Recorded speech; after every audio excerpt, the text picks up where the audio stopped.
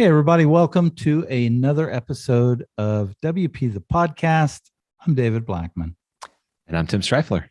Today, in episode 706, we're going to talk about the 3 best ways to save time when you build a lot of WordPress websites. So you got your company going, everything's rocking and rolling, clients are starting to flood in, and all of a sudden you're overwhelmed. Holy cow, what in the heck is going on? I've got all these websites to build. Well, there are some things that you can do that can expedite that process.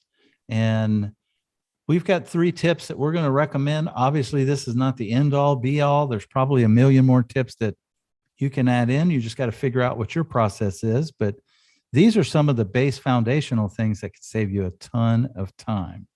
Tim, should I dive into number 1? You take 2 and 3?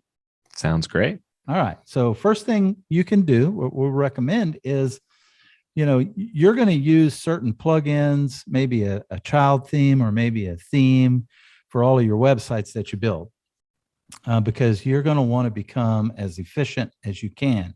So we're page builder companies. Divi is the theme that we've been using all these years, and we also create child themes, Tim's company and my company. So we have a lot of things at our disposal, but in the beginning, we really didn't. What you can do, however, though, is set up a bare bones site, because all client sites are going to be different. Create yourself a template, install the plugins, set your settings, your default settings. If you're going to use a child theme, use a child theme. We do recommend using a child theme, by the way. And have all of that stuff set up to where you can go. And there are many different ways that you can set this up. You can set this template up and at the hosting level. If you develop locally, desktop server, they all have this stuff is built in. You can get it really quick. You've even got cloud-based like WP Layouts. Our company creates elegant themes, just launched their Divi Cloud, I think is what it is, if you're a Divi user and stuff. And you can, or even migration plugins like all-in-one WP migration. You can have that template and just import a file, and you've got everything at your fingertips within a matter of minutes. So highly recommend you create a template, and who knows, maybe one day we'll document that process about how to do that, Tim. For the new news. Definitely. Yeah. So the next way to save time when building a lot of WordPress websites is to use a page builder. Most people these days, okay, I shouldn't say that. A lot of people, page builders are incredibly popular. They represent the biggest market share within WordPress. And so whether it's Divi, Elementor, Beaver Builder, Oxygen, there's so many now.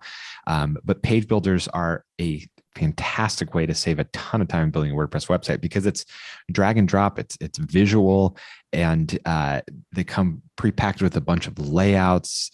And then just the way that they're designed is for efficiency. Divi especially has so many efficiency tools built in where you can do find and replace. So you can easily try out styles. You can do multi-select, so you can change a bunch of different blurbs all at once. And so there's all these efficiency tools that make building WordPress websites so much quicker than the old way, using a traditional theme that has limited settings, or you have to hack the PHP to get the template that you want, and so to speak. So page builder is huge. The next one on our list for saving a ton of time when building WordPress websites is to use great software and hardware. So don't cheap out. There's a lot of really cheap hosting. There's a lot of free plugins, but you get what you pay for. And so I'm not saying to only use the most expensive things, but I'm just saying be aware of the fact that you get what you pay for. And so, and you might wonder, how does that affect productivity? But it all comes down to how much time you have to spend in support tickets, how much time you have to spend troubleshooting. So if you have solid software that's backed by great companies, even if you have to pay for it, you're going to get the help that you need when you need it. And same thing with hardware at the hosting level. Don't use crappy hosting. You shouldn't be spending more money on your one day of coffee than you do on a month's worth of WordPress hosting. Like that's just not something that should be happening. That's a great example, actually. That is a really good example because people get stuck with, I want the cheapest as possible, but yet they'll spend ungodly amounts of money on things, but not invest in their business. Great tips and topics. Tomorrow we've got another great topic. What social platforms? I think. Oh, hold on. I went too far in the spreadsheet, Tim. Should you raise your prices for inflation?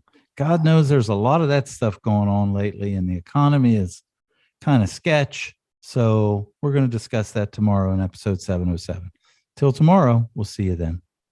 Take care. Bye-bye.